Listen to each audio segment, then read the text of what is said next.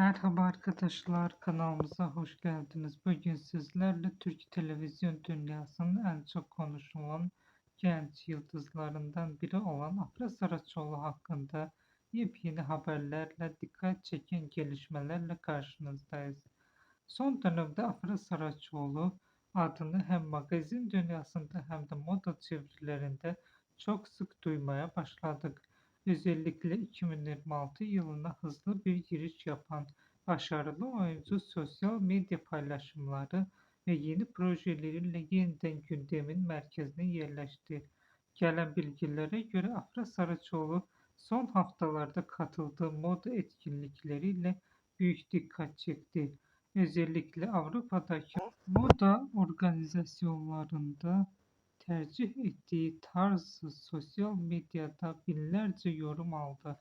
Hayranları onu sade ama etkileyici stilli övgüyle konuşuyor. Ama sadece tarzı değil, kariyeriyle ilgili gelişmeler de çok konuşuluyor.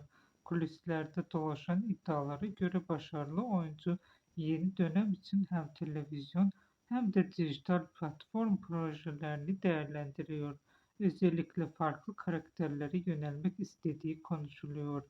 Daha önce verdiği bir röportajda buna benzer bir açıklama yapmıştı.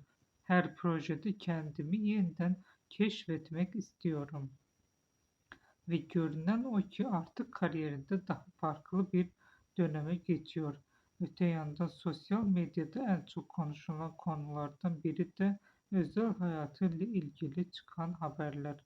Bazı magazin haberlerinde Mert Ramazan Demir ile ilgili yeni iddialar yeniden gündeme taşındı. Özellikle birlikte yeniden görüntülerine dair paylaşımlar kısa sürede büyük bir ilgi gördü.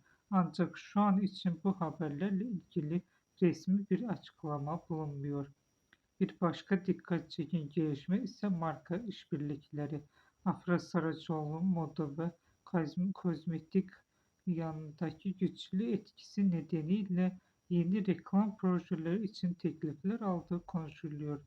Özellikle moda dünyasında stil ikonu olarak gösterilmeye başlanması dikkat çekiyor. İzlediğiniz için teşekkürler. Kanalımıza abone olmayı ve videoyu beğenmeyi unutmayın. Bir sonraki videoda görüşmek üzere. Hoşça kalın.